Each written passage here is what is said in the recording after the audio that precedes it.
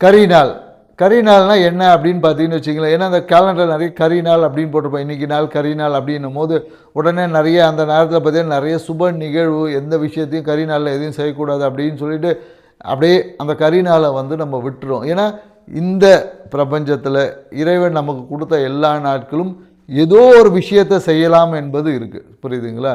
So அந்த விஷயம் எதுன்னு தெரிஞ்சால் தான் அந்த நாளில் செய்ய முடியும். இப்போ கரிநாள்னால் என்னன்னு வச்சுங்களேன், இதை பற்றின டீட்டெயில் வீடியோவை எங்கள் லிங்க்கில் கொடுத்துருக்கோம், போய் பார்த்து பயன்பெறுங்க.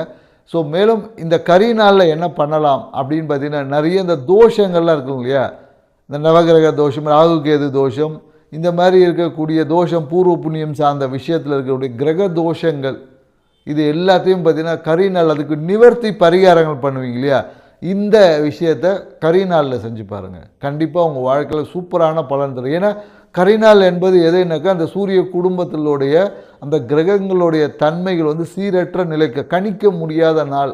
ஒரு பிளாக் டே ஆஃப் அஸ்ட்ராலஜி அப்படின்னு நம்ம சொல்லலாம். பிளாக் டே இல்லை, பிளாங்க் டே ஆஃப் அஸ்ட்ராலஜி அந்த மாதிரி தான் சொல்லணும்.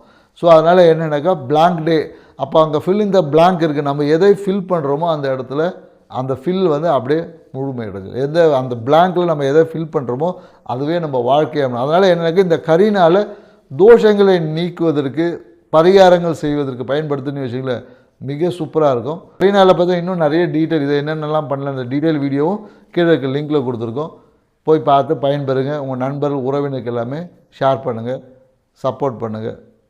நன்றி, வணக்கம்.